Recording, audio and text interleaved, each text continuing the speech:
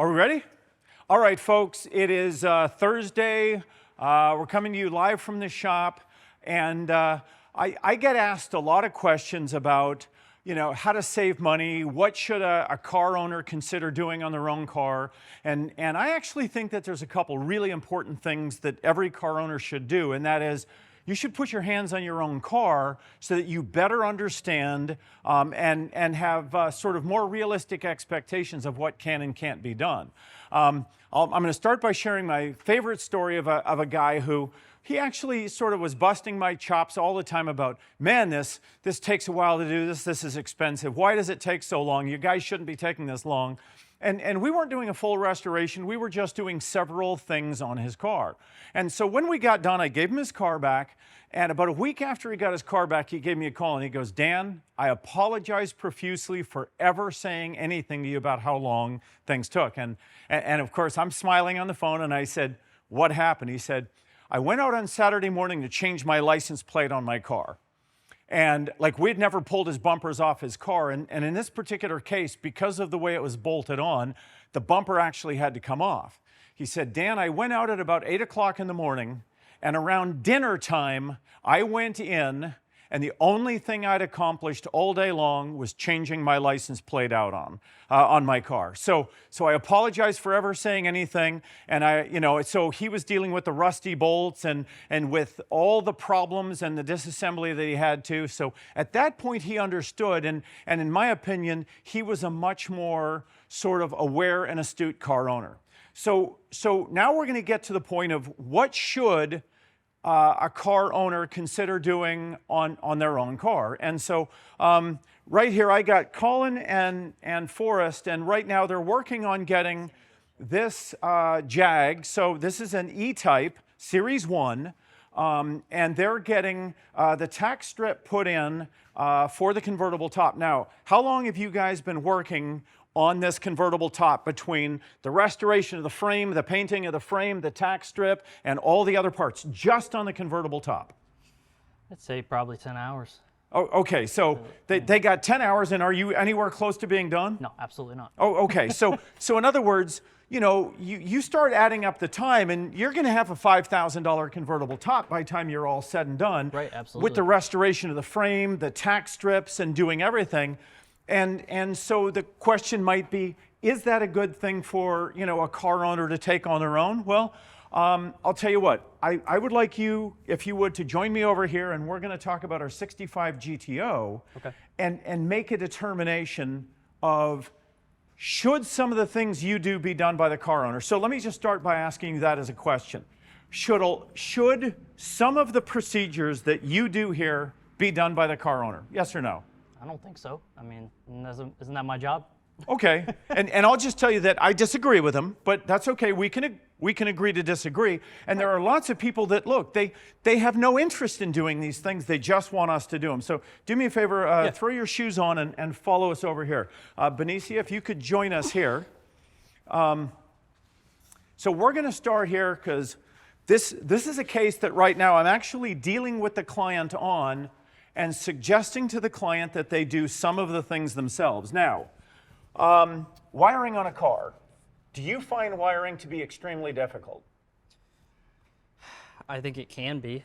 Do I think it's extremely difficult now? Not necessarily. Oh, okay. And so let me explain wiring. To put it as simply as I can, you can't see an electron. No one in the world can see an electron. And so since you can't see an electron, unlike a hose that's got a leak in it, you can't see electrons leaking or shorting unless they catch fire and you let the smoke out. So the problem with electrons and electrical work is if you don't understand electricity, it's hard to do it, right? Yeah, absolutely. But if you just had, if this were a stock 65 GTO and it needed a new engine wiring harness, would you say that that's something that an owner could and should take on? Not really.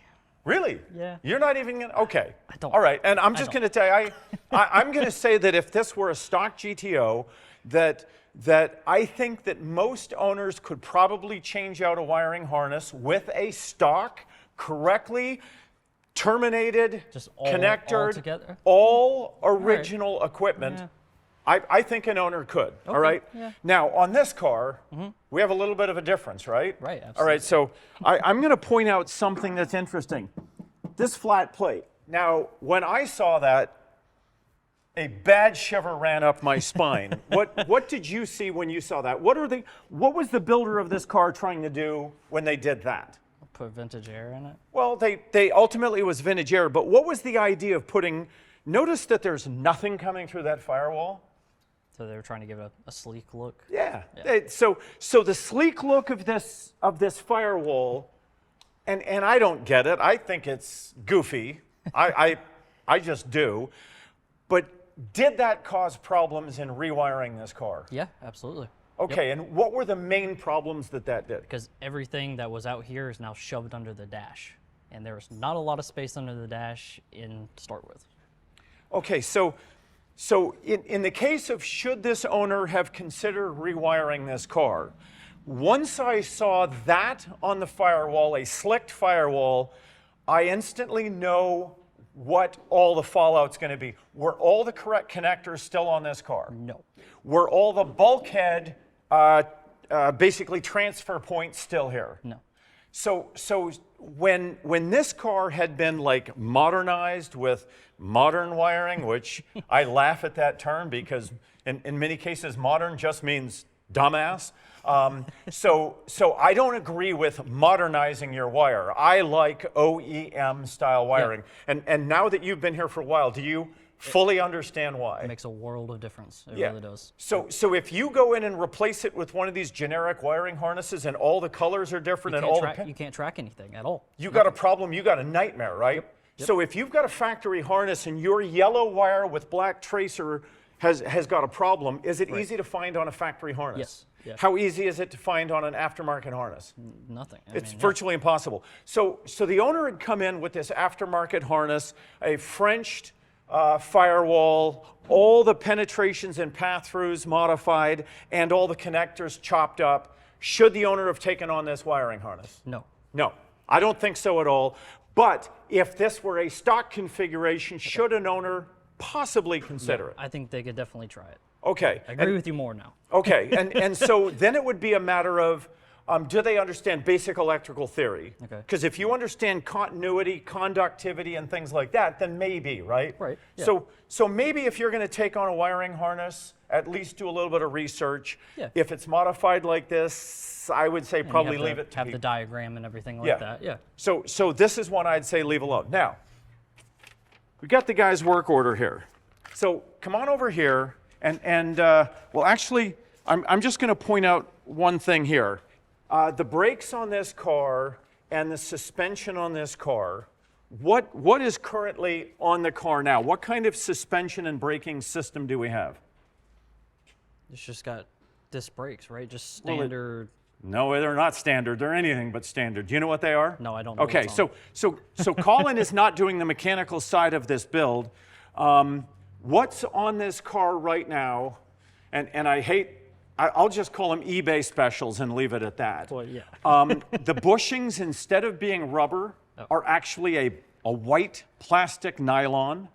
The control arms are a very cheap tubular aftermarket control arm, and the brakes, these are about the cheapest brakes. Yes, they're disc brakes, but just because they're disc brakes, and you can see that pretty little tiny disc in there, but they're garbage. So is that something that you would say the average car owner should do, or should they leave some of these modifications to an expert? I would leave that to an expert. Okay, and I'm going to agree with them there. Jacking cars up, people die when they don't have lifts and they jack them up on jack stands. If you don't understand the difference between a quality tubular control arm and an aftermarket, it's going to be hard for you to make those decisions. So when it comes to the basic mechanics of doing a car, I'm generally a favor of a timid car owner should probably leave that one for the experts. Yeah. Okay? I agree with that, yeah. Let's walk over here, and now we got an interesting case, because I want you to, what does it say in general about some of the different pieces of trim on this car? What are we supposed to do? Like, let's just talk about weather seal. Okay. What are we supposed to do with the weather seals on the car? He wants to take them out and replace them. Replace them. Why are we replacing the weather seals on this car? Because I'm assuming they probably leak. Yeah, they probably leak. Yeah. What is it? Do you think they leak air or water or both? Both. Probably both. Okay, so leaking air seals whistle as you drive down the road. Leaking water seals tend to get water in them, and obviously the same opening works twice. All right, so can you see? Do you need my light on here? Can you see that gap right there between the weather seal and the top of the glass? Okay. Is there a gap here between the weather seal and the top of the glass? Colin, do you see one? Nope. Okay. And take a look here. Is there a gap between the top of the glass and the weather seal? Yeah. All right, so let's just have a little quick drill for the folks at home. I want someone at home in the next 10 seconds to write why they think this has happened. Now, Colin, we've been asked to change these weather seals. Do you have the ability to change the weather seals? Yeah. Absolutely. Right. How long will it take you to rip all of these weather seals out, the felts, the quarter glass seals, the surround seals, the door seals? How long will it take to rip them all out, repin them all, re-glue them all, and put them all back in? I mean, it would take a lot of time, you know, especially being careful and make sure you're not chipping anything along the way. So Right. I would say a couple days. I mean, 8 I hours. would hope it wouldn't be a couple days, but it would Well, certainly yeah. be. An You're going to 8-hour day. spend a day. Oh, certainly if you're doing Yeah, both doors, you all could of it. spend a whole day doing it, right? Yeah. That's a lot of money for a client, right? Right, it is. So, is this something that, I mean, does doing window seals take a lift to do? No, Is the person really ever in danger while doing weather seals on a car? I wouldn't say so. No. Is there any reason that a car owner shouldn't take on a weather seal sort of after having this discussion? No, I think they could. I agree think with they you. should too. Yeah. Now, let me ask you, all right, so I don't know if we've had any questions, but I'm going to give you the answer. Would changing this seal fix that or fix that? No. Nope. Why is that? Colin, what is the actual problem here with this car and why it's leaking around the glass? Well, because, I mean, the weather seals, it's not like a factory option. I mean, they are completely different now. You know, it's Chinese. Well, they're aftermarket, Yeah, right? they're aftermarket. But there's a different problem here, and The glass. The glass. What's the difference in the glass? It's not OEM glass. It's new cut glass. Okay, so folks, this is not a weather seal issue. It's a glass issue. When you look here and you can see that the glass, because when you look at the seal is coming down the same amount all across the car. The glass touches the seal in the center, but it doesn't touch at the front or back. Basically what's happened here is the manufacturer of this aftermarket glass has cut the glass in a little bit of an arc, a little bit too much of an arc. And the roof of the car is in slightly less of an arc. So how many times would you have to change that weather seal out before that glass is sealed against the weather seal? Till the day you die. Yeah, you could just keep changing it over and again. Right. So would an owner have a better understanding about this if they changed the seal themselves and then came to the conclusion, what do you think? Yes. All right. So I think two things would be gained by an owner doing this weather seal. Number one is they would have an understanding of why something like this takes 8 hours, because let me tell you, this vent window seal, that is the mother of all seals. Ripping this car apart to do that seal is not fun, it's not easy, you're risking damaging paint, and in the end, Did you really get much out of what it? was it going to fix anything? No. So I think it's actually good for some clients to spend 8 or 10 or 12 or 40 hours understand it, doing yeah. something that they get no benefit out of so that they have sort of a better comprehension. Now, interior, carpets. We were asked to do the carpets. Right. Why? What was wrong with the carpets that were in the car? Do you remember? Because I know you didn't do these carpets. They were cut completely wrong because of they wanted a console or didn't want a console. Well, something like that. We don't know why they were cut wrong, Yeah. but it showed up cut wrong. And what had happened was whoever had installed the carpets cut them too short. And so, you know, the question is should a client consider doing For instance, their own carpets, because can we agree that carpets are probably the first thing in a car interior to go bad? Yeah. Why? Because you're constantly stepping on them all the time. Yeah, dirty feet climbing in and out of cars, all right? So how much work is it to change the carpets? What has to come out of the car to do the carpets? Basically everything that sits on the floor. I mean, all the interior pretty much. So besides console seats. and seats. Yeah. That's and sill plates, Sill right? plates, yep. But how long does it take? So how long will it take the average homeowner, car owner, to unbolt the seats, remove the console and the sill plates? I'd say an hour or two. Wow. They're faster than you then. No, it ain't going to take an hour. I mean, that's going to take several hours. You got to move the seat belts. All right, It's going to take you several hours to do, but done carefully, could a homeowner, a car owner, do their own carpets? What do you think? Yeah, I think they could do them. I mean, Might not get whether it be, really tight and fit exactly proper, that's a different story. You know? Okay.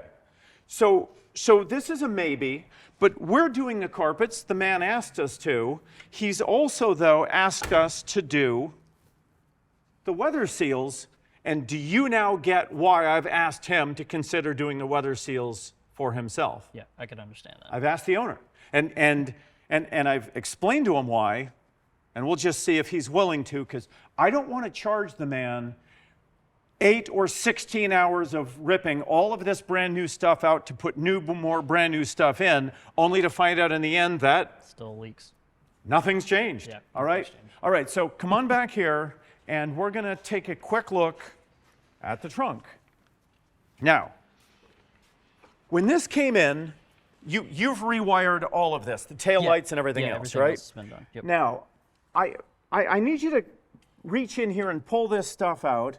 What is in there inside that sort of loom? That is the actual controller that's used for the sequential taillights. For the sequential taillights. Yeah. And up here, these are the connectors that are now that actually run into the taillights themselves. Okay, is this now a stock harness coming to the taillights with exception of the sequential?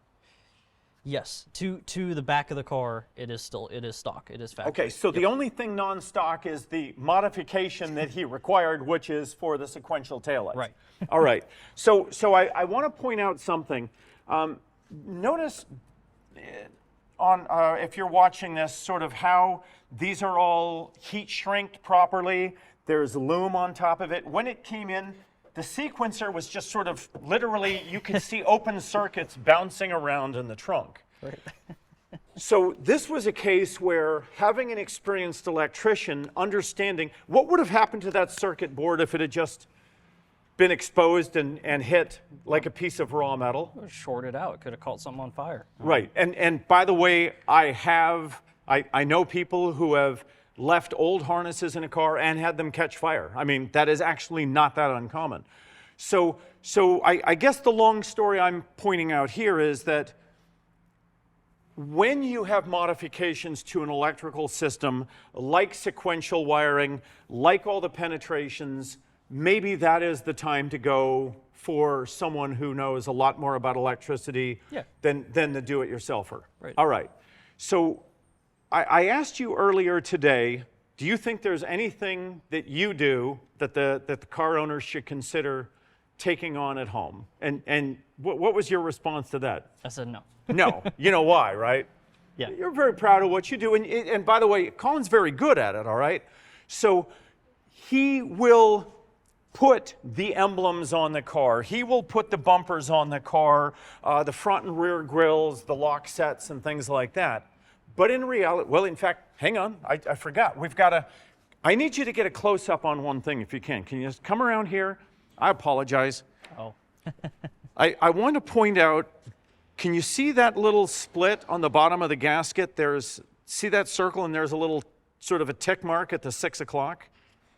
Okay, so the owner has asked us to replace that little gasket. Now, Colin, how long is it going to take for you to pull that system apart, replace that gasket, and put the system back?